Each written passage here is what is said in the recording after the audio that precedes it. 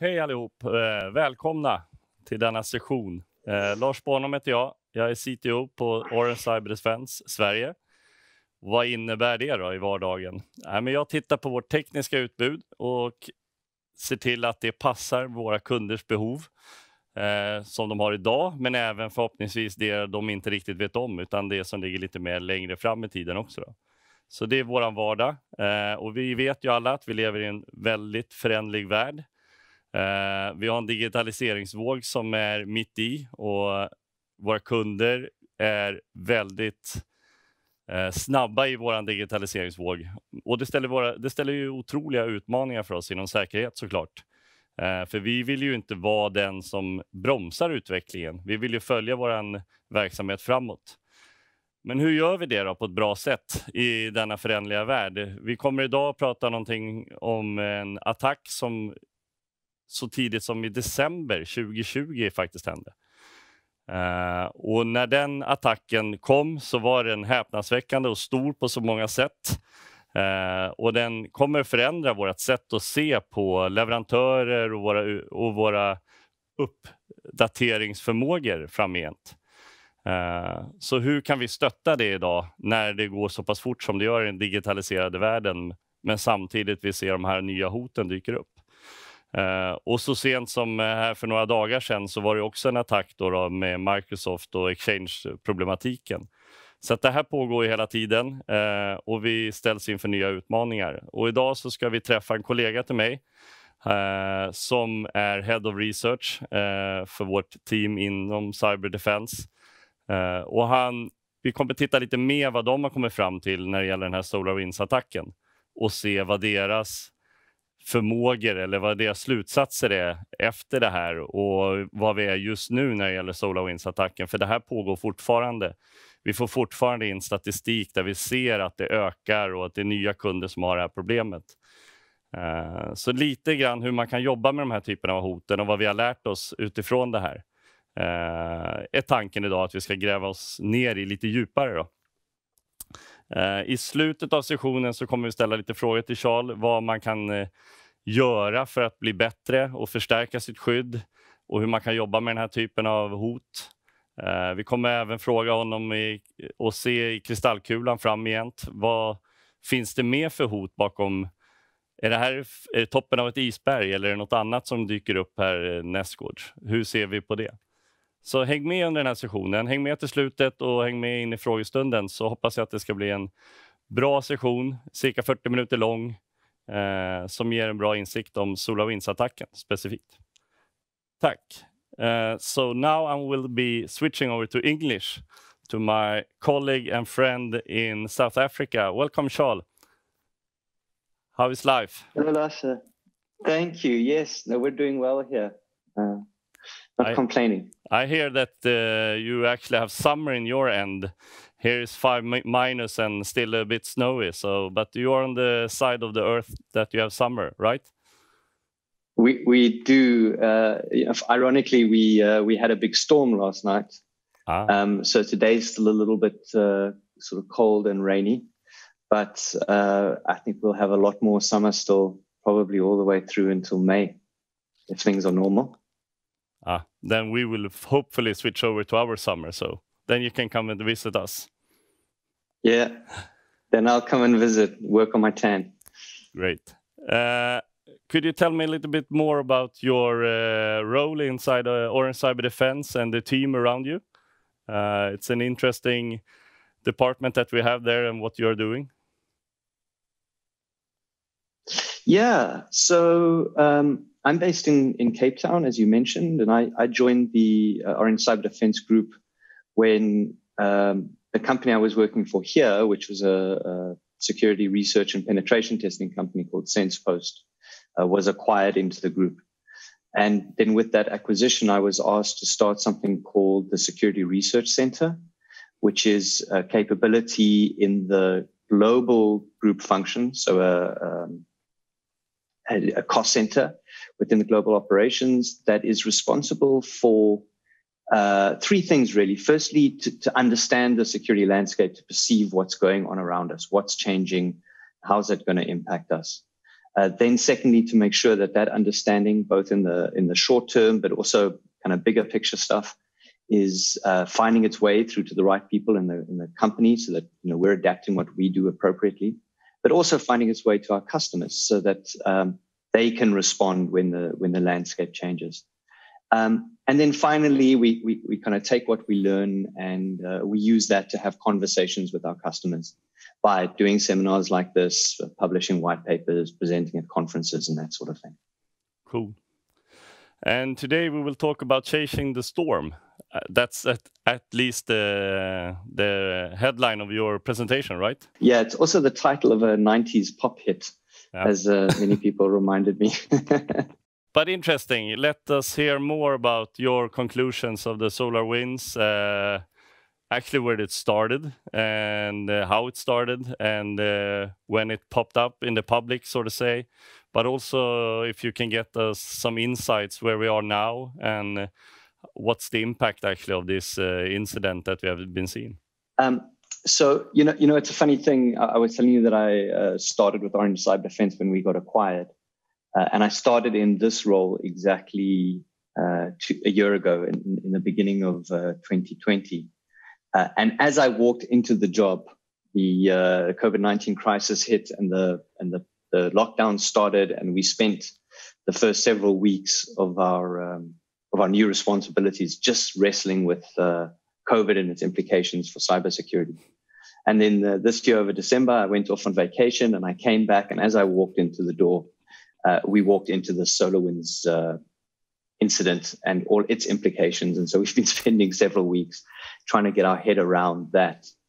But maybe what's different between last year and this year is that Solarwinds is really the first of only the first of a series of major incidents that have of course occurred this year. There is the ongoing incident of the Axelian FTA file transfer application vulnerabilities and compromises that are affecting a number of people. And most recently, of course, the proxy logon Microsoft Exchange vulnerabilities that are really, grasping our attention at the moment. And so I think it's easy for us to move on to the next thing in the news cycle, to the next crisis. And we think Solarwinds is significant enough of an issue that it's worth it to just pause and take stock of what it means. And as you may have noted from the title of my presentation, we think it has some significant teachings for us in terms of some fundamental aspects of the security landscape. And that's kind of what I want to explore in my presentation today. But before I go to those, let's take a moment and just remind ourselves, in the very fast-moving world of security, you sometimes have to remind yourself what the narrative was here. So what we know of the Solarwinds attack so far is that preparation for the campaign started as far back as the middle of 2018, when a DNS domain was registered that would later be used for command and control communications with the Solarwinds backdoor software. Now, we don't actually know if that domain was registered explicitly for this campaign, so that may be incidental. But we do know that in August or early September of 2019, there was this compromise of the software developer Solarwinds, who, of course, build this network monitoring platform called Orions. So that's how far back. This is certainly more than 12 months that this campaign has been running. We then know that having compromised Solarwinds, the attackers created this backdoor, which they inserted into the Solarwinds, the legitimate Solarwinds software. That probably happened starting in late February last year. And then by May, these attackers had gained access to a number of Solarwinds' customers, so a sort of second tier of victims. And that activity by those attackers was then only discovered in December of that year. So for a period of, almost 8 months, the attackers were moving around within those victims' networks. So that's just sort of by way of a reminder what the timeline was and what the process was that the attack If we zoom into the detail a little bit more of how that happened, as I said, we know that Solarwinds was compromised. We don't to date yet definitively know how they were compromised. There are a number of allegations, a number of theories. The one being that malware was physically inserted at this remote development office that Solarwinds has somewhere in Eastern Europe. The other is that it was via an intern, this poor scapegoat intern, who created a system and added a weak password.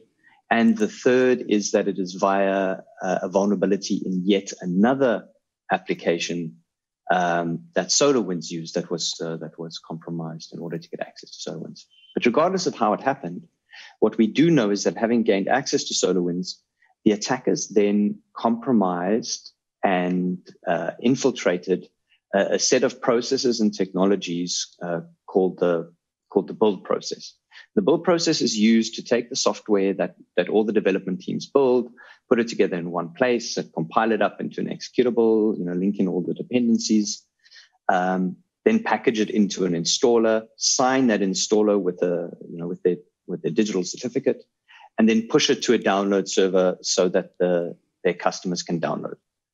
And the attackers used the first of their capabilities, a backdoor, not a backdoor, but a piece of malware that would basically inject copies, not of itself, but into a second piece of malware into the executables as they were being built, specifically by injecting code into one of the DLLs that form part of the package. And so as a result, as new code was being compiled by Solarwinds into these downloadable applications, a backdoor was being injected into that code in real time.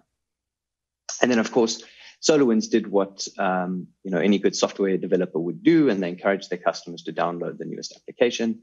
Several customers did, thousands, in fact, as we'll discuss later. And if those customers then installed the new version and ran it, then at some point, this backdoor code within that DLL would fire, it would trigger, and call out onto the internet to a command and control server, and then download a third piece of malware. So now we're on the third part of the capability after the initial compromise. That third piece of malware would again reach out onto the internet to another command and control environment, present itself to the attackers, and those attackers would then have what you see referred to in the literature as hands-on keyboard, which doesn't mean they have hands-on keyboards. It just means that they now have remote command and control over a Windows host sitting somewhere in the second victim's network. And from there, they would move laterally, elevate privileges. Who knows actually what they were doing? And that's part of our thesis. And then finally, having gained a sufficient amount of privileges within the Active Directory environment of the victim, in some cases, we know that the attackers then pivoted to compromise the victim's Office 365 and M365 environments. So that was kind of the technical background. In terms of the impact and some of the numbers of the impact, again, what's more interesting to me about these numbers is not so much what we know, but what we don't know. And you see it in some of the ratios. So look here, we know that Solarwinds has in the region of 300,000 customers. According to their own reporting, about 18,000 customers downloaded a version of the software that had the backdoor in it. So they seem very confident that they know which versions were impacted. And so they can tell which of their customers downloaded that version. What we then don't know is how many of those customers actually installed and ran that version, and in how many cases that second stage was able to pull out and download the third stage. So we don't know of the 18,000 how many were actually impacted. Official reporting out of the US suggests 9 government agencies and 100, if you like, civilian corporations were impacted. And if I hear correctly there, Charl, there's a lot of big companies that actually gone out and said that we are one of the victims and we are one of their the one that actually have downloaded this and have this sort of problem. I've seen reports from Microsoft, FireEye, and US governments. Do you think we will see even more big companies come out with this? Or because when I talked to you for 3 weeks ago, something like that, you had perhaps a bit smaller number of victims, and now it's still growing. So have you seen all of it yet, or is it still growing? What's your thoughts about that? Yeah, it's a bit like the COVID numbers. They go up and down, but mostly they're going up. You're right.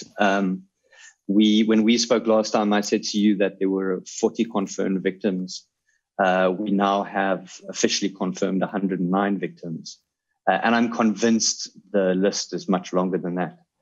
Some of the names that have been confirmed include players like Cisco, Qualys, who was, of course, hit again just last week, Fox, Cox, Chevron Texaco, Logitech, US Army, Palo Alto Networks, and the list goes on and on. So we've spoken about the numbers, and it's easy to try and understand this incident in terms of the scale. The Microsoft proxy login incident is, of course, much bigger in scale, and maybe we need to have a webinar about that also. In the proxy login, we're talking about 30,000 confirmed incidents, and perhaps hundreds of thousands still to be reported. But proxy login involved compromising servers that were on the internet, whereas SolariGate involved servers that are, of course, inside the corporate network. And what makes it so interesting, as I said, is this fact that there are now, I don't know, what's 18,000 minus 100, 91. That we don't know what happened to those other victims. We don't know what the status of them is. And so if we talk about what the impact of this issue is, we feel that the real cost of an incident like this isn't only, at least, in the intellectual property that was potentially stolen from these victims, but exactly in that sense of let's call it fear, uncertainty, and doubt that this not knowing puts us in. So what happens in an attack like this, in a supply chain attack like this, is that you have some shared component that is compromised. In this case, it happens to be Solarwinds, but we know before that it was this Ukrainian tax software that triggered the whole NotPetya event. And there have been others, and there are others happening as we speak. And it puts you in a position where, because everyone participates in the supply chain, or in this case, at least 18,000 businesses do, any one of those 18,000 could be impacted. And it's very difficult for them to prove a negative. In other words, how the triage for this incident works is Solarwinds and the US government and FireEye and ourselves give our customers indicators. We say, well, if you see this IP address, if you see this kind of behavior, if you notice this file hash, that's a clear indication that you have been compromised. But there's no way we can say to the customer, there is a clear indication that you haven't been compromised, except if they never downloaded those versions. And so everyone else, the other thousands and thousands of potential victims, are now also victims. And anyone who deals with them, who is in a supply chain relationship or a trusted relationship with them, anyone who uses their software, is now also asking themselves, are we perhaps a victim? Microsoft, one of the confirmed victims, is a case in point, because their code was compromised. Apparently, according to Microsoft, not changed. But of course, I'm sure Microsoft is getting plenty of questions from its high-profile customers saying, how do we know that the code wasn't compromised? Can you prove it to us? How do we know we haven't installed something that's backdoored? And so these kinds of supply chain attacks create this fear, uncertainty, and doubt. And there's another example, I touched on it earlier, that's happening as we speak, and it's got to do with this Axelion FTA software. This is a package that's sold to enterprises for securely sharing files with their stakeholders, customers, or partners, whatever the case may be. And there was a 0-day vulnerability in their software. And slowly over time, the scope and the scale of those victims is now becoming apparent to us. Now, the numbers are nowhere near the same, But the contagion effect is equally interesting to see, because what happens is somebody runs this vulnerable version of the Excellion software. They get compromised. They are, of course, now sharing software. So they're, if you like, the second player in this web. They're now using that software to share files, sensitive files, with their network. And so there's now third parties whose data is involved. And in many cases, those third parties in that data is now references to, it's legal documents, customer lists, email addresses, things like that. So there's then a fourth victim, which is the people who are, or the businesses that are represented in the data that was stolen. And so these supply chain attacks are very, very damaging in that sense. I also want to talk, if I may, Lars, a little bit to how this thing happened. And I think there's a tendency to want to focus on the technical aspects of the breach. We all want to know, what was the 0 day, and I suppose we all want to know what we have to patch, to get out of this trouble. But unfortunately, I don't think the Solarwinds incident is the technical problem. It's the problem of a set. It's the result of a set of systemic conditions that collectively make these kinds of attacks almost inevitable. And the first of those systemic conditions is government hacking operations. Now, there's no one who doesn't believe that Solarwinds wasn't a government operation. There's very few people who don't believe it was a Russian intelligence services operation. That hasn't been proven. But I think many people will fall off their chairs if it's discovered that it was a traditional ransomware crew that did this. So most likely what we're seeing is a government offensive operation. And these operations are not limited to Russia or any of the famous five: Russia, China, Iran, North Korea. These operations are being conducted by governments worldwide all the time. And in fact, one of the reasons we're understanding that America is struggling with a response to Solarwinds is that it may just be a conventional cyber espionage campaign by another country. And countries are all doing it. The problem is that the lines between government space and civilian space are now blurred. And so what is legally within the domain of governments and maybe even permissible has these very far-reaching and damaging implications for us. So that's the first factor. The second systemic factor that contributes to these kinds of problems happening is what we call cyber interdependence.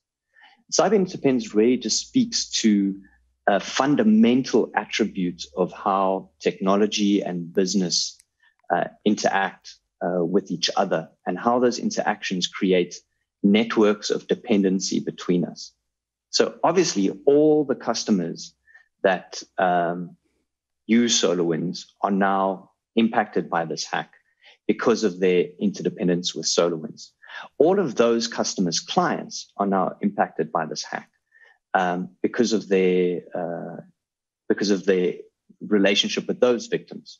And as I mentioned with Excellion, you see the same impact of interdependence. And so what we need to understand is that when we look at risk and where our risk originates, and when we look at the impact of some sort of security incident, we need to understand that those don't happen on one-dimensional planes. Risk isn't the function purely of the decisions that we make. Risk is a function of decisions that are made across our network of interdependency. And similarly, the impact of security failure is not restricted to us alone. It has implications for the entire network of interdependence. So that's an attribute of the cyberspace that contributes to these kinds of problems happening. And then the third attribute is what we call security debt, which is basically the sum of all the security compromises, trade-offs that are made in business. And I don't think that SolarWinds is particularly guilty of this. But there are indications that, they made some significant trade-offs. For example, the alleged mistakes made by this intern, and for example, the allegations that the breach may have happened via outsourced software development house. But really, businesses collectively are making these trade-offs all the time. And in doing so, they're accruing debt. And as you know, Lars, because I know you live in a very fancy house and drive a very fancy car, if you accrue debt and you don't pay it off, it accrues interest, debt gets bigger and bigger and bigger. And eventually, one day, somehow, you're going to stop being able to pay off your one credit card with your other credit card. And when that happens, you're effectively bankrupt. And this buildup of security debt over time will always have to be paid off. It's always going to lead to these kinds of incidents if that level of debt is not managed. And so the result of these factors collectively leads us to the inevitability, if you like, of supply chain attacks. And again, so it's not so much about Solarwinds, it's about a Solarwinds or the next Solarwinds. And the next Solarwinds is inevitable, not because of the technical mistakes that Solarwinds made, but because these factors continue to shape our space, and the trajectory is not likely to change for them. Yeah, I mean, and this, Charl, is very interesting, because this is, you're putting in the finger on it, what actually make it relevant here. And also, if you look on the supply chain here, and if you look at those type of partners that you have to run your business, and the trust that you have between the partners, both from where you collaborate and such, but you're also always dependent on partners. So the supply chain here is crucial, and the trust between those supply chains is also crucial. And you pointed out also that supply chain attacks will not stop. It's the way also what we think forward, that this will increase, right? And it will come more of those type of attacks. But if you can explain more why you think so, even though that you have been pointed out a couple of things here, but what's your thinking regarding supply chain attacks and why it's increasing? Yeah, sure. So let me say three things to that. The first is, again, just to summarize, supply chain attacks have been on our radar because of these systemic factors. You can kind of look at the convergence of these factors and say, man, these kinds of supply chain attacks are going to happen. Now Solarwinds is a notable example. But as I said, much less notable examples, perhaps like the Exilian FDA attack, are also supply chain attacks, and they also are aggravated by this systemic factor of interdependence. And we have in our research, we have a way of documenting shifts in these systemic factors and in these emerging threats like supply chain. I'm sorry now in retrospect that I didn't include it in this chart, but we can see very clearly from that data that supply chain attacks happen much less frequently than more, if you like, more contemporary attack vectors like double extortion. But the line is trending very, very steadily upwards. It's something like about 30%. It's going like this. So there's data, if you like, empirical data that shows that there is a storm brewing here. But then the third answer to your question is we can understand why supply chain attacks happen from the defender's point of view, which is kind of what I've been discussing up to now. From the attacker's point of view, the attraction is, of course, that it's a false multiplier, right? You can spend weeks and months compromising hundreds of individual endpoints and get something small from each one of those endpoints. Or you could spend those same weeks and months targeting something like Solarwinds or FDA and immediately have access to tens of thousands, hundreds of thousands of businesses. And you don't have to be a security researcher to guess that the success of this vector will have been noticed by other players, both in the state-sponsored space and in the criminal space. And I think it seems pretty clear that we're going to see more of it. Mm. I don't think it'll be a pandemic because they're expensive, these attacks. So you need a high-end operator, but I do think it will continue to grow. Yeah, I agree. I think it's a good way to send out your code, so to say, to get into the companies. So it's you have the distribution channels already set up. So it's the fantastic way of delivering this type of attack vector. So I think I also see that it will grow in that sense. But of course, it's much more time and much more effort to build this kind of attack. Interesting. Yeah. Sorry for interrupting your presentation, but interesting. Not at all. So, the next thing that I wanted to spend some time talking about is I'm going to summarize what we've learned and what the response to this is likely to be. So what we've seen so far, firstly, is that Solarwinds is a consequence of systemic factors. We need to understand it from that perspective. We also need to understand that many of those factors, and I've mentioned 3, but there are there's a dozen of these factors that are shaping the security landscape that we track. Many of them are not under our control.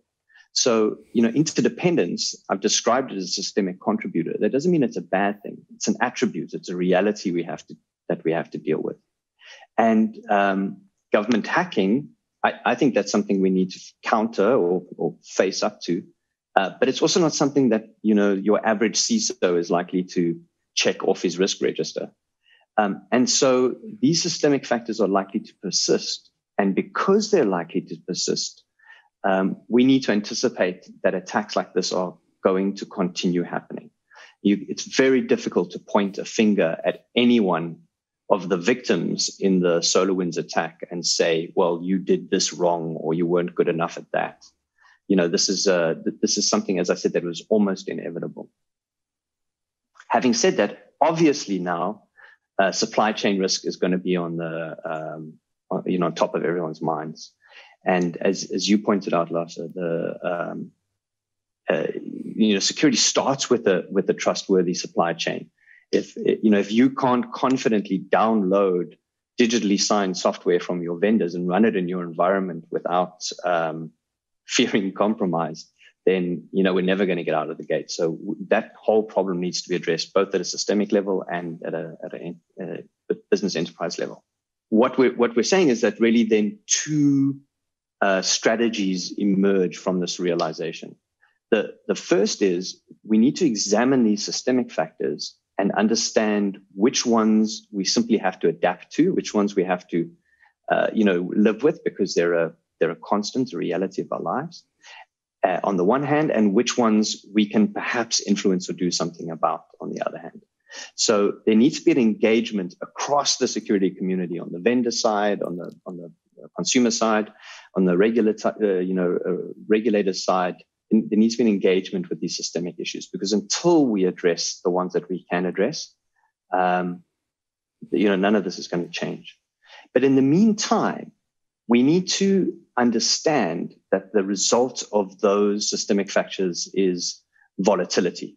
This kind of constant, we were talking about it in the beginning, from COVID to SolarWinds to FTA and now to Microsoft proxy logon. This is going to keep happening. It's not going to stop. And we need to align our own approach to security and managing risk with this kind of volatility in mind.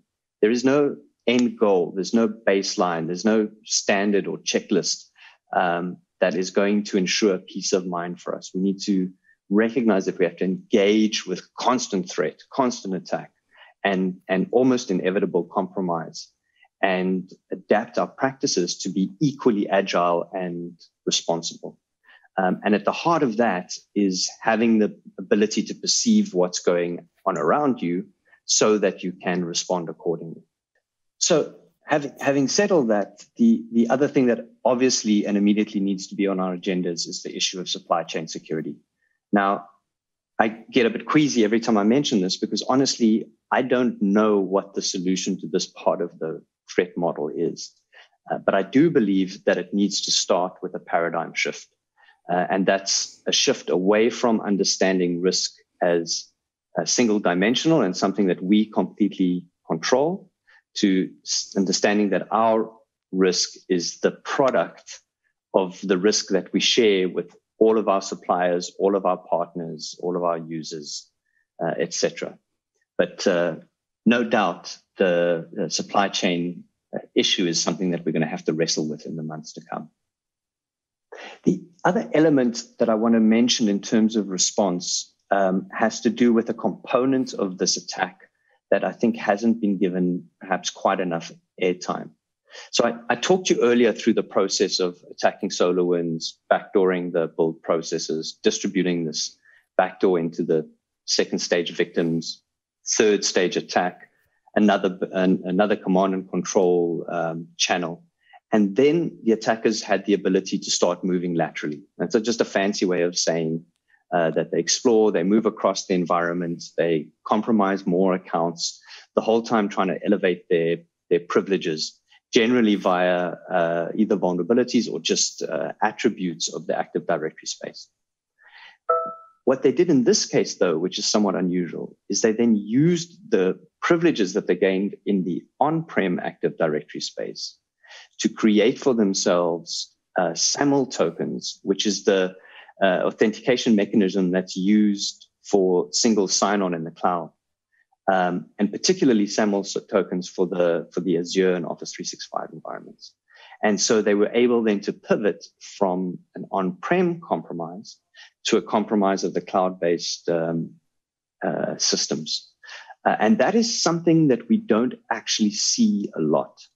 And I think the Solarwinds attack has been something of a wake-up call as far as that interdependency is concerned, and around, as far as the securing of those environments is concerned.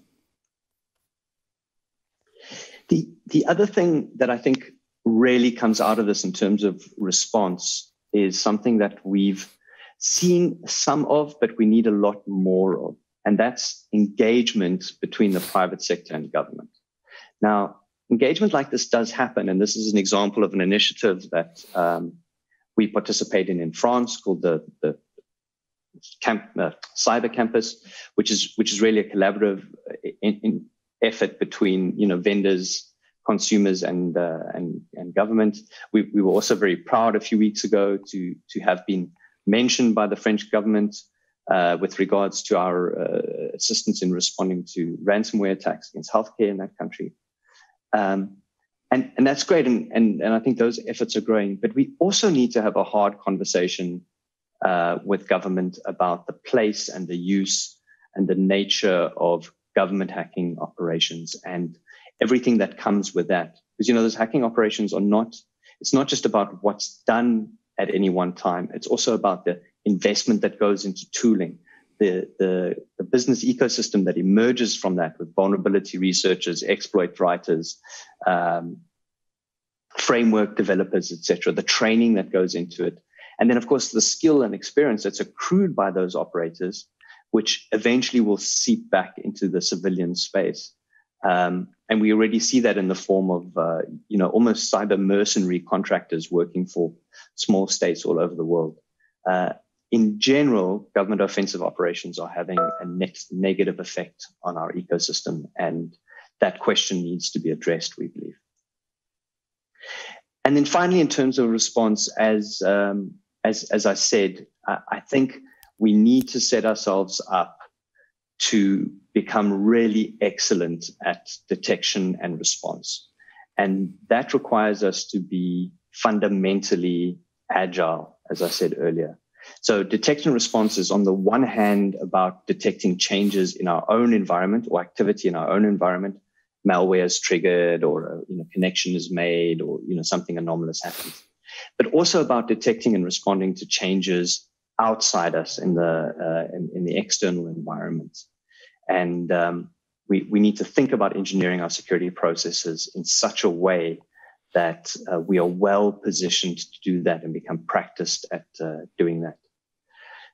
And so, if I may, Lars, just on a closing note, one of the things that my team is tasked with within Orange Cyberdefense is to implement our philosophy, if you like, of intelligence-led security. Intelligence-led security is exactly the practice of collecting the right kind of input from around your environment, but in our case, also from within our operations, analyzing and triaging that information to understand what its impact or potential impact for us is, and then driving that understanding through into our strategy, our architecture, our technology choices, into our day-to-day activities, and then, of course, into our platforms, so that we are immediately, or at least rapidly, responsive to new threats, new vulnerabilities, and other changes in the landscape. And that's what I wanted to share, Lars. I hope that was useful. Thank you, Charl. Absolutely, it's useful and interesting, these topics. And you're saying in the end there that we need to be more agile. We need to still work with our security in a good way and such. And from my side, it's still a matter of the same stuff that we have been doing for a long, long time. It's protection, right? And the detection and to response in a short time as possible, I guess. I think that as security practitioners, we're going to be, in the near future, we're going to be very grateful for every quiet or uneventful week that we have. I think these kinds of incidents are going to just keep happening at a more and more rapid rate. And supply chain attacks are going to keep happening at a rapid rate. And the other implications of interdependence, government hacking, and some of those other systemic factors are going to continue to impact us. So I think that's the world that we live in, and that's the reality we have to come to terms with. And I think we're going to have to we're going to have to live a very strange life in which, on the one hand, we're continuously dealing with new incidents, new breaches, new vulnerabilities, new attacks, on the one hand, and on the other hand, trying to figure out how we control these systemic factors that create all of this craziness. We still have plenty of work to do, I guess, and to help and support our business to drive this digitalization also, and still not be the one that just say no, and from the security perspective and say this is not going to happen because we can't do that, we are uncertain.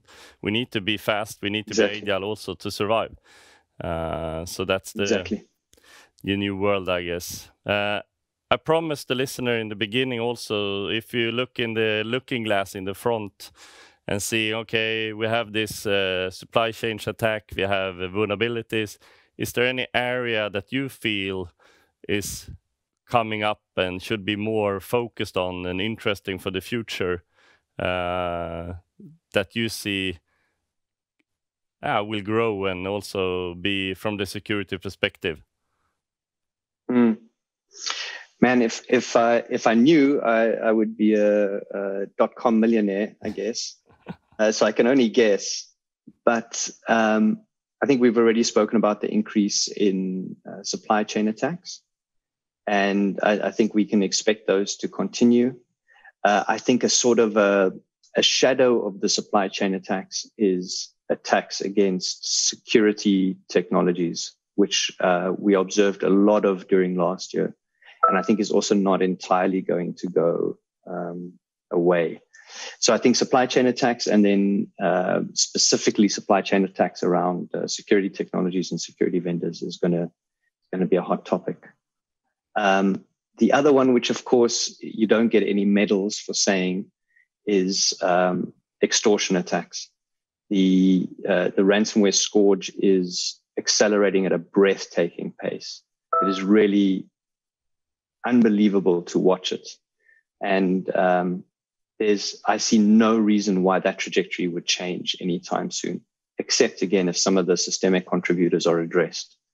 So right now, if I was a CISO, I would be worrying about that more than almost anything else. And then finally, Lars, something that's been a bit of a journey for me, from being an unbeliever to now being something of a true believer, is the concerns that are frequently raised around operational technologies. Operational technologies are everywhere. They don't just live in factories and power plants. They really impact our lives in just about everything we do. Every time you stop at a traffic light, drive through a tunnel, get in a lift, walk through an electric door, that there are operational technologies involved. And it's becoming increasingly clear to us that not only is this a space that is only beginning its security journey, but it's also a space that hasn't been considered by attackers yet, almost at all. And I think that at some point, the cyber criminals and state actors are going to recognize the immense opportunity that represents. And I think it's going to start a whole new wave a whole new chapter in the security story for us when that happens. Yeah, and I totally agree with you. And we actually started a focus area regarding OT and IoT security we started it last year, but we launched it this year, actually more packaged and looking into how we can drive this area forward, because I agree with you in the impact of attacking these kind of environments will be, it could really, really hurt us in so many ways. So I think OT and IoT, or what we should say in this area, but I think it's an interesting area for the next coming years to see where we're going there. And I think we have a lot of stuff to do there, for sure. Very much so. Yeah. Very much so. And I know, just to wrap up this session, we also have some, your team was writing the security navigator that we have in Orange Cyberdefense, right?